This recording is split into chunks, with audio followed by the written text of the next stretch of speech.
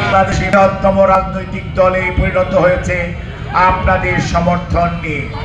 আর বর্তমানে গণতন্ত্র পুনরুদ্ধারের যে আন্দোলন, এই আন্দোলনকে সারা বাংলাদেশে ছড়িয়ে দেওয়ার জন্য যিনি সবচেয়ে বেশি পরিশ্রম করছেন, শুধু লন্ডন বসে বাংলাদেশ জাতীয়তাবাদী দলের ভারপ্রাপ্ত চেয়ারম্যান জনাব তারেক রহমান।